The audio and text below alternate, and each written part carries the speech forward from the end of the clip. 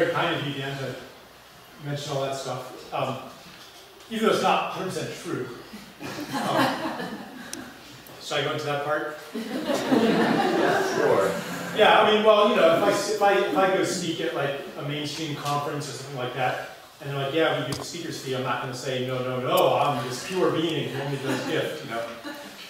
So like I do get paid for things sometimes too, but I prefer to do it this way, because like what if somebody like lives almost without money? Like a lot of people who are interested in my work do live almost moneyless or completely moneyless, or they're pursuing a career in permaculture rather than investment banking, and they don't have as much money. Like I don't want, oh no, you can't come. So that's part of the reason why I do it that way. But I think I'm going to bring the concept of gift back, since you mentioned it, into the realm of design and building. Maybe a little sneak preview of that. It has to do with the concept of creativity. In our culture, we have the idea that you are, as the designer or the architect, you are the creator of the vision which you then implement. But in earlier times, artists did not see themselves as creators. They saw themselves as receivers and servants of a process of creation. If you're a receiver, then you're in the gift paradigm again. And this has implications for maybe the design process. It certainly has implications for intellectual property. And that's one reason I put my book online and have, you know, Creative Commons copyright and things like that. So all these things are kind of linked together, and I'm going to try today to give you maybe some kind of outline of this alternative worldview, story, cosmology, mythology, and to describe how you are part of it through your participation in Yestermorrow, or some of you are not really affiliated with Yestermorrow, but here you are anyway. So I was talking to Dan a bit.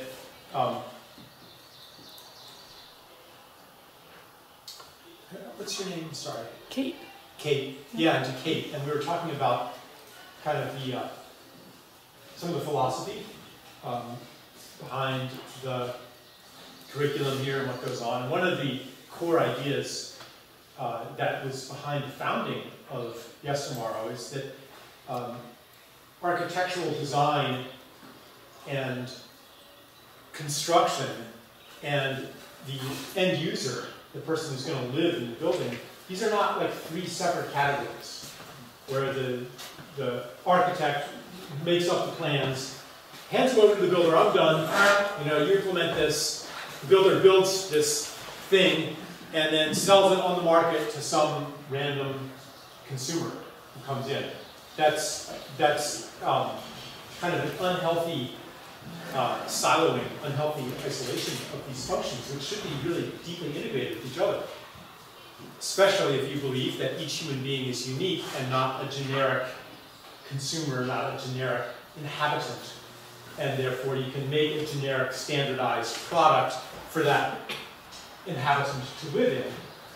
Like if you are embracing the uniqueness of all beings, then you're going to be attracted to a design and construction process that has feedback from this unique being who's going to live there, and the community of the unique community of unique beings that interacts with the structure, right? So this is something that's attractive, and I do the same thing in my speaking.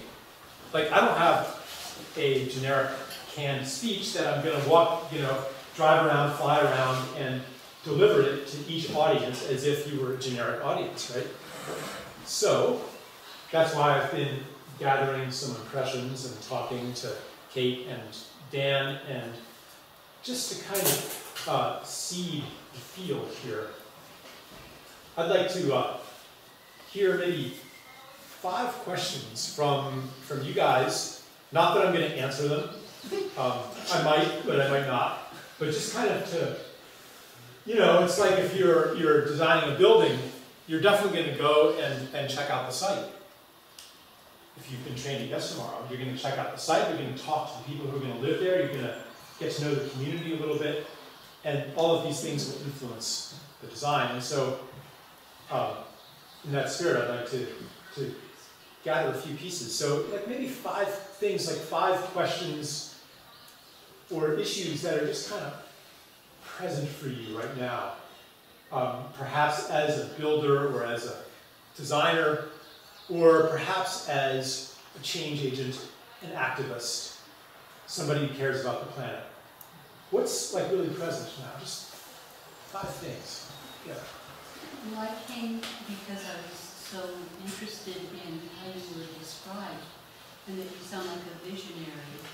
And I came to find out what, from your point of view, is happening in the world now, in architecture especially.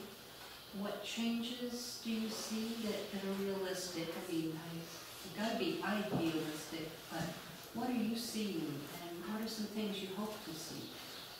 Pretty specific, if you don't mind. Okay, just going to let that sit there. I might come back to that. Yeah. Yeah. Someone over here? Yeah. Mm-hmm. Yeah. You mentioned 3 things, and the third was the end user. Yeah. Now, if you're building multiple dwellings, whether apartment buildings or multiple housing, even in a rural community with several units, how are you going to get information?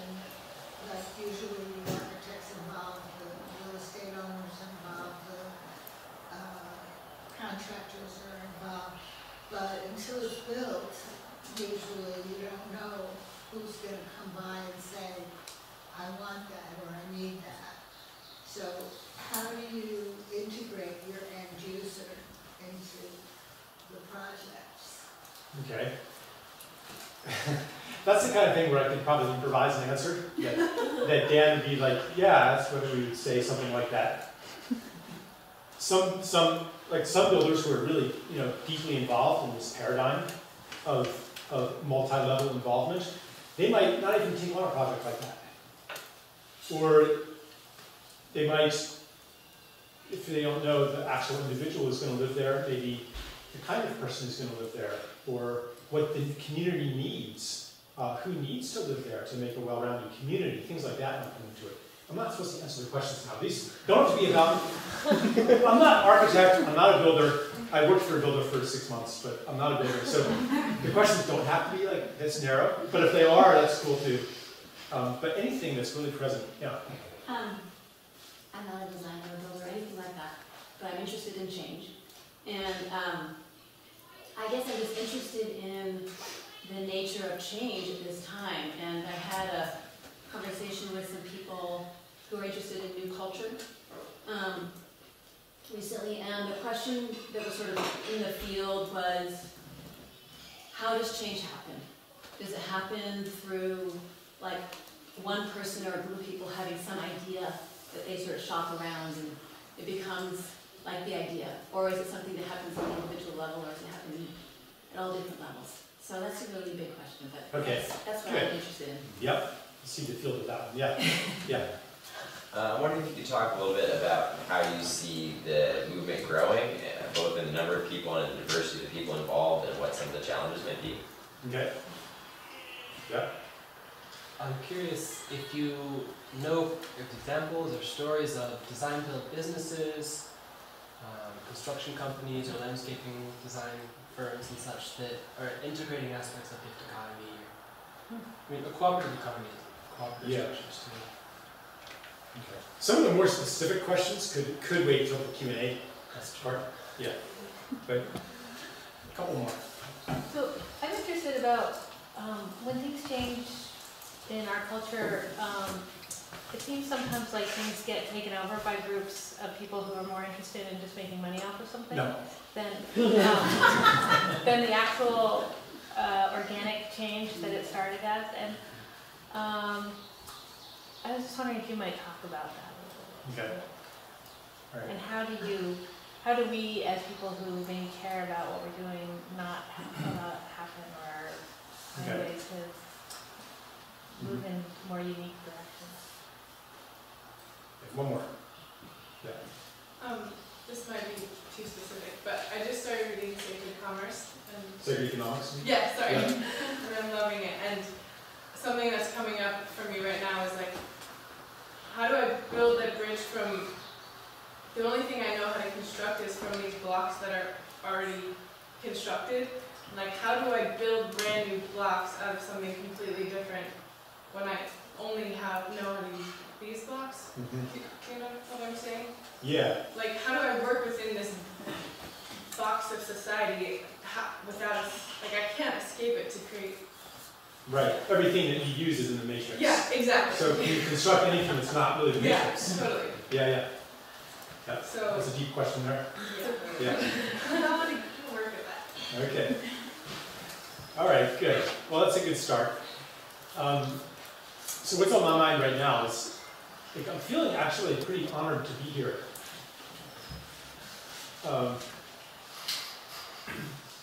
Because I think that there's a lot of, more people.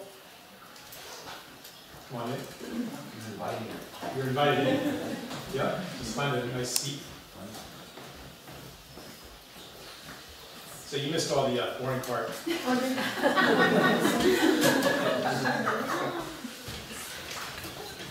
Or maybe the boring part's just starting. You missed the playful part. But it might come back. So, yeah, I feel like really, it's kind of a cliche to say I feel honored to be here, but it's true because there's stuff happening with your hands here. And that's something that's really devalued a lot in our society, to some extent in our whole civilization, where the most prestigious work is the work that doesn't involve very much interaction with materiality. The most prestigious work and the best paid work. Like, who has the most prestige? The theoretical physicist or the applied physicist? You know, it's the theoretical physicist, like Einstein. Who has more prestige? The applied physicist or the engineer? The engineer or the plumber? The plumber or the farmer? Right? The closer you are to the dirt, to materiality, to the dirt, the less prestige you have. And this is a story that goes back thousands of years to the very, very first social hierarchies in the ancient agricultural civilizations. The most prestigious person was the king and the priests, whose, like literally in some cases, whose feet were not allowed to touch the soil. They'd be carried around everywhere. And the lowest people were the farmers who were in the dirt. And so we have this prejudice that remains with us today, that the more conscious person, the more developed person, the smartest person, you know, and the smartest person kind of means like the most person. Descartes says, I think, therefore I am. So if you do a lot of thinking, then you have more animus. And if you're not involved in abstract thought, then you're, you know, a slightly lower form of human being. This is a prejudice that permeates our society, and even in words like dirty. You know, like why is dirty something to be avoided? Why is spirituality associated with purity and cleanliness and rising above and high vibrations? You know, like what's wrong with what's so great about high vibrations? What's wrong with a bassoon?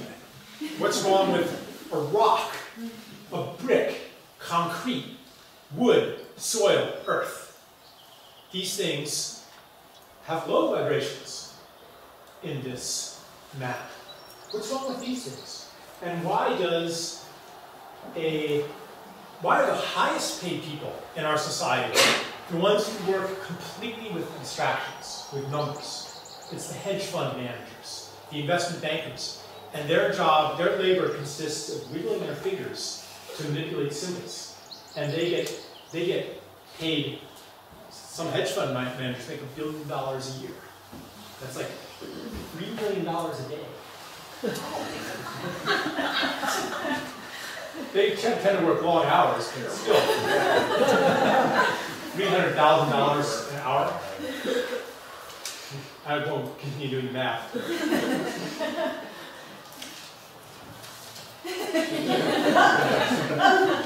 Actually, I was continuing doing math. So why? So they get. So the people who are doing nothing but manipulating symbols have the most money and the highest prestige. The consultants, the executives, you know. When I was through some sequence of unlikely events, teaching a course at Penn State University, like I would ask, you know, what's your aspiration? And they would say, well, like the two biggest aspirations were executive and consultant. And I'd be like, well, what do you want to be an executive of? Well, I don't care. Like, I just, you know, I mean, it's this work with, you know, shifting around numbers. And so there's a lot of ways to explain why this kind of work is the most prestigious and remunerative. And I could go into how capitalism works and things like that. But there's, underneath that, older than capitalism, is this anti-material prejudice that is a poison to the world. Because look at how we're treating the world. We're sure treating this planet as if nature and dirt, soil, materiality didn't matter very much. It wasn't very important. You know, this social value is being applied to nature as well. And look what's happening. We're not treating the things with low vibrations as if they were sacred too. And we need to start doing that. So this Yestermorrow, I think, is part of a movement to reclaim the sacredness of materiality and work with our hands and things like that. Another reason that the kind of big, abstract positions in society, the ones that involve the manipulation of lots of symbols and therefore lots of people, because money is, in addition to a symbolic system, it's also a set of social agreements that, in the end, coordinates human labor. So the person who is the master of this system of magic, really money is a system of magic. You know, I mean, you manipulate symbols and reality changes. You know, if I were doing that right now, if I were like drawing some pictures on my cave wall, and I said, this picture of the antelope will cause the antelope to come. You know, this hexagram will cause the weather to change. You know, you'd be like, yeah, that's magic. You know, you can't just manipulate symbols and change reality. But that's what money does.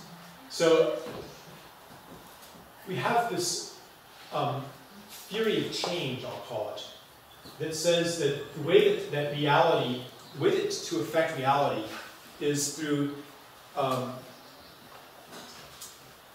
the application of force to matter.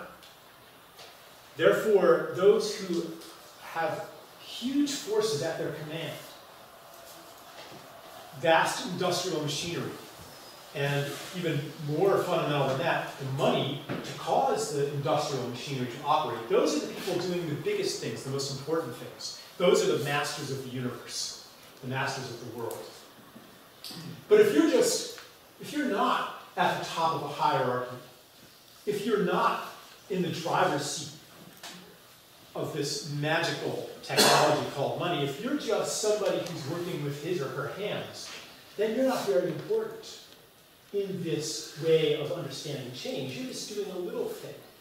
So, and now probably most everybody in this room is rejecting this poisonous ideology. Many people are. Many people want to go back to the land.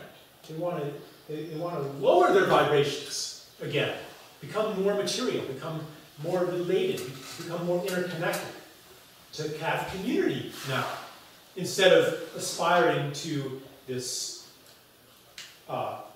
paradise of independence that turns out to be a hell.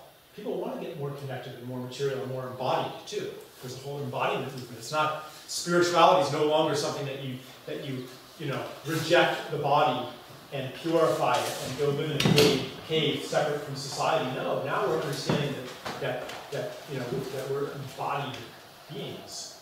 That spirit isn't something that's separate from matter. That soul isn't something separate from flesh. So there's a movement that you're part of that is undoing this mythology, this poisonous mythology. I don't want to, well, on one level it's a poisonous mythology, and on another level it's part of a larger process that's taking us somewhere. So, but many of us are now questioning that and undoing that and wanting to return and reclaim what's sacred. So this is, many of you, probably most of you, maybe all of you, are already rejecting that logic that devalues the material, the physical, the hands. But even as we mentally or intellectually reject it, a lot of the habits of that way of thinking are still with us. So we had an interesting conversation, Dan and Kate and I, earlier. I asked Dan what question. It's okay if I share this, right? Okay, good. See, I asked permission. What I asked what question about your mind, and we talked about, how do we impact more people? There's what, 1,000 people, 2,000 who come through Yestermorrow every year? And that's a lot. I mean, that's beautiful, but compared to what has to happen, the massive scale of what has to happen, that's just a drop in the bucket. So there's this kind of impulse or pressure to scale up, because only then will you be doing something that really changes the world, right? Because change happens through the application of force. So we need to get big. So that's actually, in a subtle way, part of the same mentality that devalues the work with the hands, which is always on a small level. Ultimately, you're one person, you have one set of hands, even if many people are doing it at the same time. And I'm not saying that there's not occasions where we want to coordinate millions of hands. But that logic that says that only the big things are valuable, or that the big things are more valuable, I think it's part of that old narrative.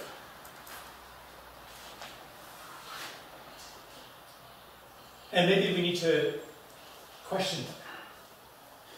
Because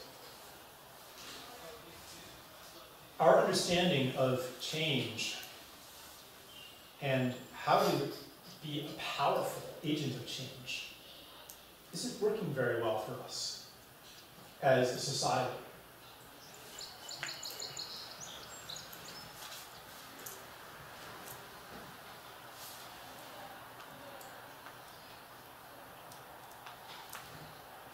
If you're, say, building a small, maybe even a piece of furniture, building some object,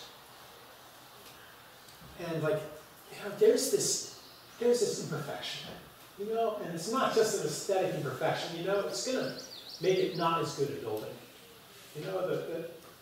It's this wall is, it's not square. And it's not just a 16th of an inch, it's a little bit too much. And you gotta fix it. Or you're building a piece of furniture and there's just something that's just, at that moment you know that it's important to get it right. There's a feeling of importance, of significance.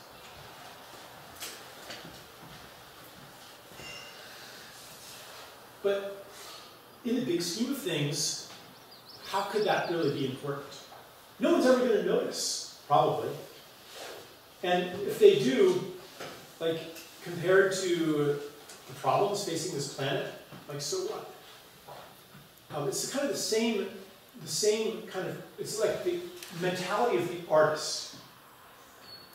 That the artist doesn't do things for, okay, how can I put this?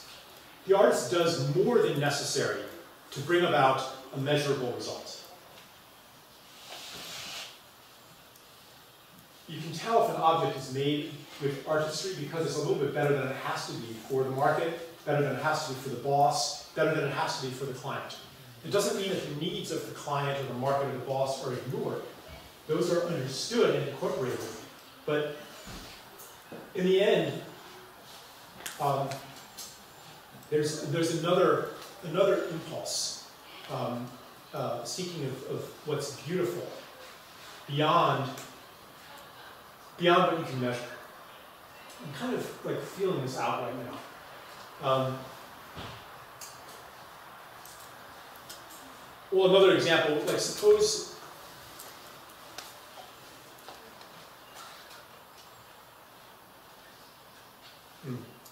you're I mean, it doesn't have to be work with materials, it could be with people.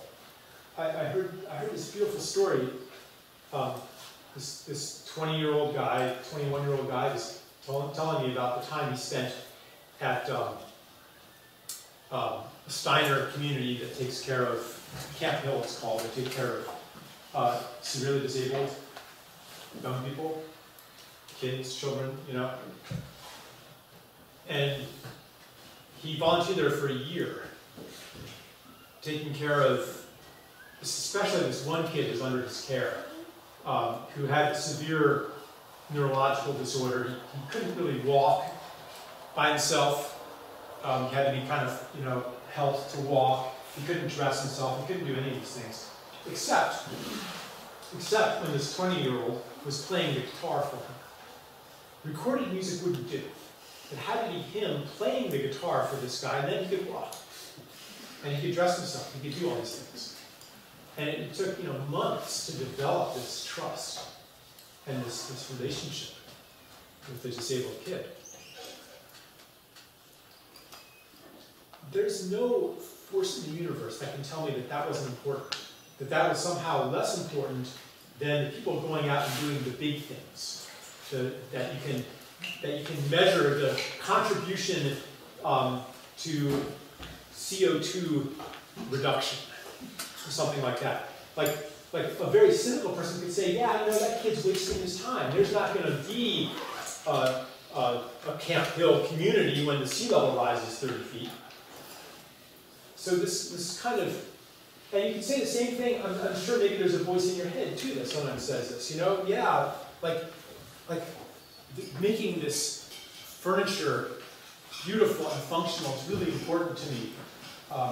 Teaching people to design and build natural buildings, that's really important to me. But can I really justify it, you know, in terms of the big picture here? I mean, yeah, certainly it is helping reduce carbon emissions, but it's just a drop in the bucket, you know. And I could probably, I got this comment on I wrote an article about this for Resurgence magazine, basically saying that there's a big problem with the CO2 narrative. Not that I disbelieve, you know, in climate change or that CO2 is part of it, but really going off on a tangent here.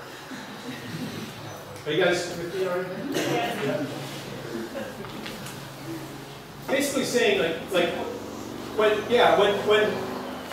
when you condition everything you do to some measurable outcome, to some metric, something will be left out.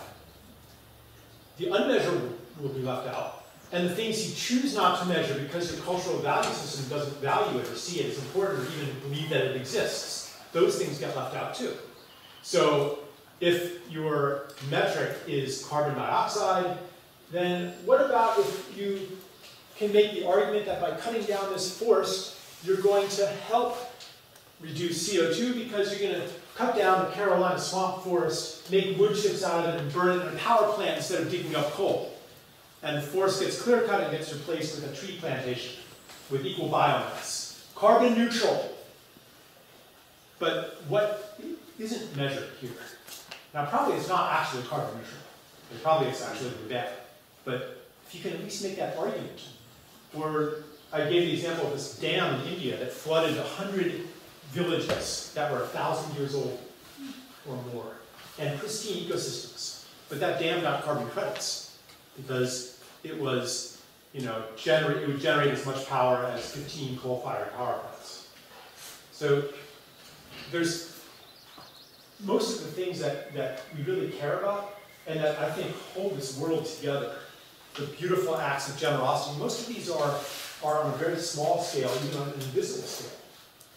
So how do we reconcile the heart's knowledge that these are important actions? And many of them are things that are done by women that are not by coincidence. You know, it's the women's work, or the things that are the expression of the feminine aspect of a man, too. Like these acts of nurturing and care, and staying home with the kids, you know, and changing diapers, you know, and like, if you still believe in diapers, I'm not sure, this is Vermont, or, you know, Cloth diapers. like, you know, these acts of nurturance and care, you don't get paid to do those. Society doesn't support those. You have to put your kids in daycare and go out and get a job, and that's what's valued. Like these small invisible acts, taking care of old people. You know, what about the woman who spends, instead of developing her career, instead of being an activist, instead of doing all this stuff, she's taking care of her aging mother. None of the siblings will help. And she's doing that. Is that less important? How can we reconcile the heart's knowledge that these are just as important? That's as the big picture stuff. And I think that when we orient toward what's beautiful, rather than what maximizes some metric, we do the kinds of things that don't make sense by themselves, but when they add up, they create a more beautiful world. But I'm not satisfied with this opposition between the heart's logic and the head's logic. We live in one universe here. So what I've done is I've examined this head logic and say, is there another story? A different story than the one that we've grown up in and that's been around for thousands and thousands of years. A different mythology, a different set of answers to questions like, who are we? What is a human being? Where do we come from? Where are we going? What's important? What's valuable? What is a self? What's the purpose of life? Like, that's a mythology that answers those questions. And I've already illustrated part of the mythology that we live in. Part of it is the devaluation of materiality, the elevation of the mental, the rational, the spiritual. Anything separate from matter, that's part of this. That it also includes the war on nature. The idea that well-being comes through control. And now you can see how we're veering back toward design and architecture and building, aren't we? That goodness comes through control. That the world outside of ourselves, this is a key piece, the world outside of ourselves is just a bunch of stuff. It doesn't have the qualities of a self. It doesn't have intelligence. It doesn't have intention, purpose, beingness. It doesn't have an organic motion toward development, it doesn't want to go anywhere. It's just a bunch of stuff out there. So therefore, we, human beings, as the only repositories of intelligence in the universe, it's our right and our job to impose order and intelligence and design onto this insensate material substrate. And that's how the kind of engineering mindset of design has played out for a long time, I'm guessing. And I'm probably overstating the case. But you know, there's a world full of building blocks. I mean, if you want to get scientific, you know, it's starting with protons, neutrons, and electrons. You put them together, you know, and we haven't quite mastered that yet. But with nanotechnology, we are, extending our control and our ability to manipulate to the molecular level, to the nano level, to the genetic level, to the atomic level. And once we perfect that, then we will truly be the lords and masters of nature, because we'll be able to control everything. And finally, we'll reach the destiny. Here's the other part of the mythology, the destiny of humanity, which will be the total conquest of nature, the overcoming of our biology, infinite lifespans, space colonies, and so on and so forth. So the vision has been, in this old narrative, the ascendance to mastery, the lordship over this, stuff out there. So self and universe are separate. Universe doesn't have the qualities of self. Is there an alternative to that? Well, yeah. The alternative is much, much older than the story I'm talking about. It's as old as existence itself, and certainly as old as indigenous pre-agricultural societies. And it's also re-emerging today.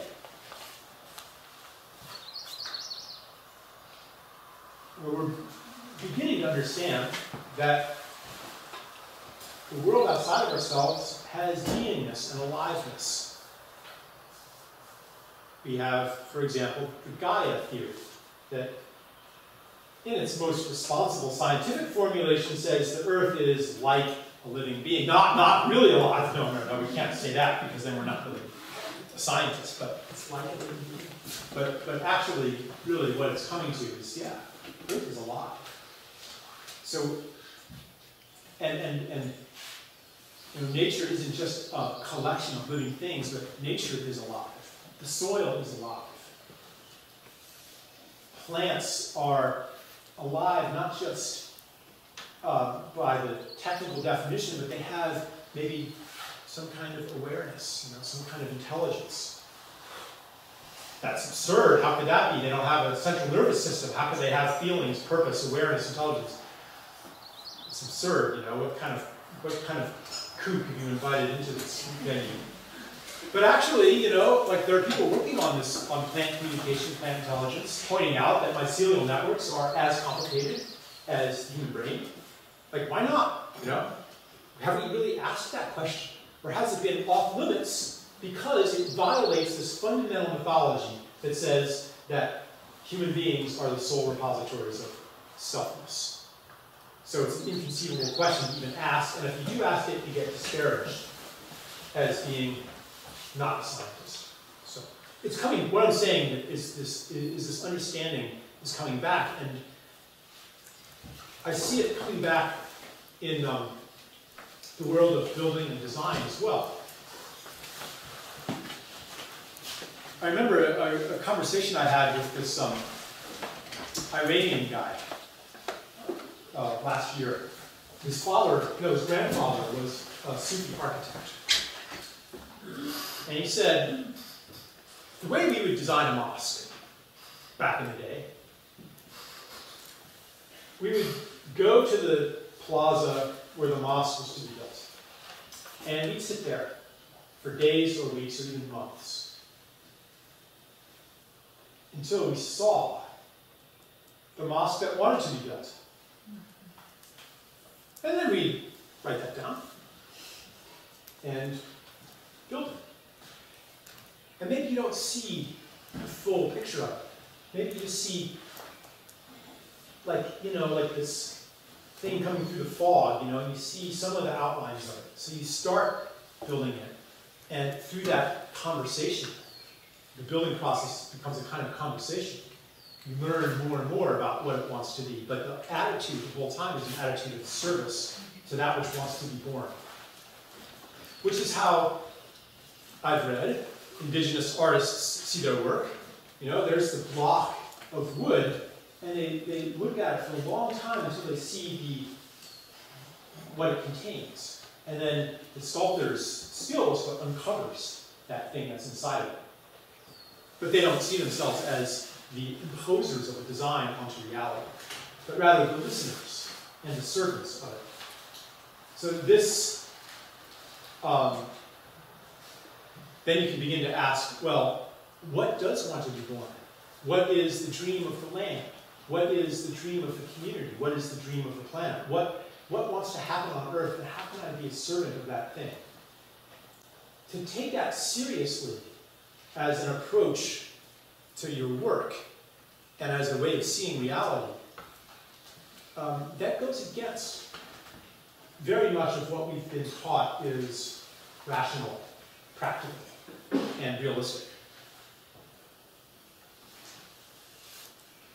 And that's why I am interested in promulgating an alternative mythology that says, well, I already said a bit of it, that says that the world outside of ourselves is alive and intelligent, not just plants and animals even, but even indigenous people would say that that was true of rocks, of streams, of mountains. You know, they were in a living world. They were at home in the universe, not like these alien beings on a rock floating through space covered with biochemical scum, you know, which is essentially the scientific attitude toward it. But part of the living universe, a living part of the living universe, in which Dan said something about that, you know, in which every being like has a gift to give toward the larger whole. Now that makes sense when we take on a different mythology of self, a different story of self. Old story says that you are a separate being in the universe of other. Here's some other separate beings. You know, you're this bubble of psychology trapped inside this meat machine. You're this soul encased in flesh. You're this robot essentially programmed by your DNA to maximize self-interest, reproductive self-interest, right? All these different religious and scientific conceptions agree on what a self is, and you're separate from other selves. So of course, if that's the self, then of course well-being comes through the control and domination of this indifferent or hostile universe out there. Hostile because there are these other competing selves that would love to take advantage of you for their self-interest. So from that perception, you know, we're in this world of everybody against everybody else, and goodness comes through control. The alternative, which we're awakening to, you could call the connected self, the interdependent or interexistent self, where who you are is the totality of all of your relationships. You're part of this larger being. Therefore, everything that happens in the world has happened to you. Everything you do affects all things. Every relationship you have mirrors something inside yourself. Every condition of a human being mirrors some substance in the universe. If that's the case, then the purpose of life is no longer to maximize self-interest. The purpose of life is to contribute to the well-being of this true self, this larger self. Therefore, the purpose of life is to give. To do that, you have to receive as well. Right? I'm not talking about, you know, self-sacrifice here, because it becomes a joy, and everyone's experienced this joy of giving selflessly. Like if someone asks you for directions, you know, like you give them directions, and there they wander off. What do you get from that? That's measurable. Nothing. They don't pay you. Your friends aren't watching you, you know, saying, "Oh, what a good direction giver you are," you know, like it's a completely selfless act of small act of generosity. You feel good. Like, or if you create something that's really beautiful to you, there's almost no feeling like that in the world. Or when you create something for somebody that is a big gift to them, that changes their life in a positive way. You know, that's important. There's no, like, is that feeling something that we can't trust? You know?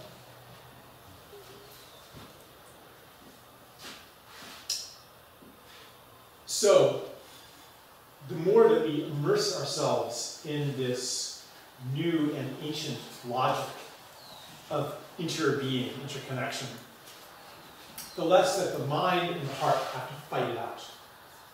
Because now we can say, yeah, I understand, it makes sense. I know why this feels important to me, because it is important, even if I'm just operating on a very small level. Anything that I do is changing everything. I can't necessarily see the threads of causality that connect my devotion to building this beautiful house for these people that I really care about, because we've come into a relationship and we're doing it together, and we're learning together, and I want to make it really good for them. So that 5 generations from now, people will love this house, and children will have this courtyard to play in, and right, like, that feeling, yeah, this is important right now. It has a logical basis, because all things are connected. Rupert Sheldrake talks about morphic resonance. He's a biologist, okay. And public enemy #1 for the guardians of scientific orthodoxy, but he says, morphic resonance, a change that happens one place creates a field of change that makes the same change more easily happen somewhere else. And so you may discover that this is happening, and this maybe answers a little bit of Dan's question, that you know, the stuff that is happening here at Yestermorrow, even if you're not directly scaling up, even if you're not directly sending out missionaries to start schools like this somewhere else, it's kind of happening everywhere, beyond your contrivance. Is that because are you making that happen? Is it just that it's an idea whose time has come, that whether or not you were doing it here, it would be happening in other places, so you don't matter? No, you have this understanding that it matters. It's illogical in the logic we've grown up in. But what I'm offering you is that everything you're doing here tugs on invisible threads of causality that help it happen everywhere else. And everywhere else that it's happening helps it happen here too. It's generating a field of change. Which means you don't have to worry too much about, oh my God, are we doing enough? We have to scale it up. How can we impact more people? How can we double, triple, quadruple our size, become 10 times bigger? Once you do that, pretty soon you end up being a consultant and an executive and a symbols person, you know? And in a subtle way, you're buying into the logic of the very system that we were trying to overturn. So, and I'm not saying that if you have an opportunity to spread the message somewhere else, to reject that opportunity, no. But I'm saying that the significance of what you're doing doesn't depend on having those opportunities. If you're building like I see these designs for communities, you know, and maybe some of you will actually build something like this. The impact of that on the planet doesn't depend on you then making a big documentary about it, because only then will it impact people beyond this little community. It doesn't depend on writing a book about it. It doesn't depend on doing big things, you know. What I do in the world, like I do, you know, talk to tens of thousands of people, but that doesn't mean that I'm being 10,000 times more effective than the person who is a mentor to just one person. In the old logic, yeah, I'm having a bigger effect. But that's the logic that's gotten into this trouble to begin with. Not everybody can do this kind of thing, you know? We need a logic that validates the small things and the direct things and the material hands-on things. And that logic is the truth, as I see it.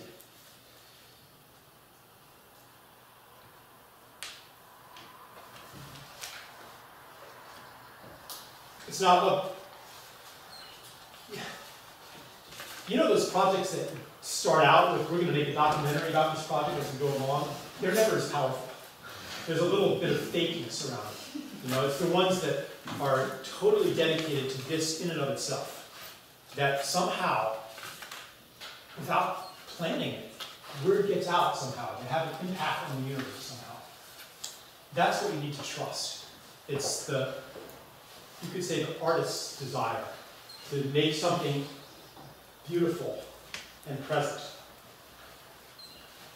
I just want to validate that, you know?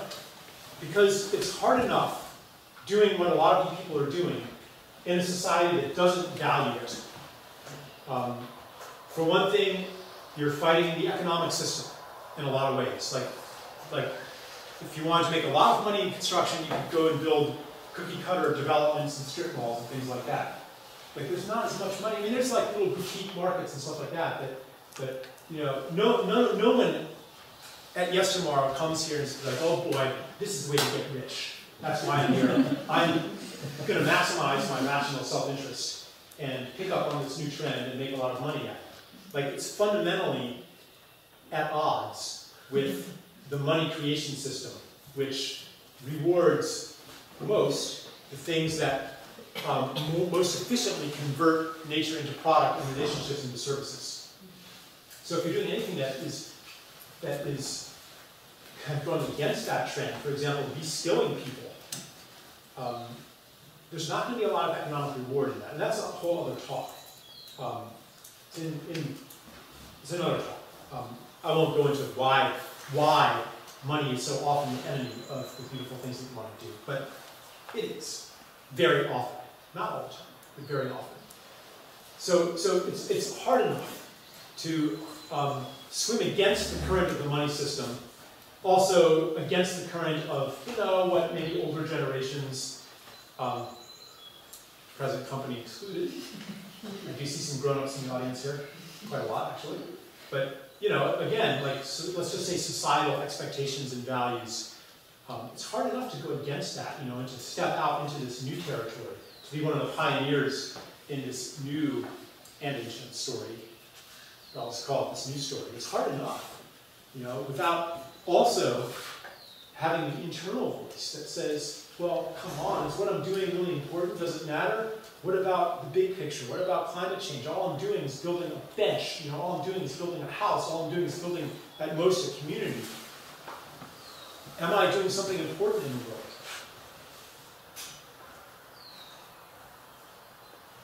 So, I'd like to kind of calm that inner voice and say, yeah, there is a logic in which what you're doing is meaningless and unimportant. And there is another logic in which you're creating a field of change that affects the whole planet. Which one is true? You cannot decide based on the evidence. One of our delusions is that we can and should form beliefs based on evidence. But really what we're offered is two alternative stories. And if you can't choose based on evidence, how are you going to choose?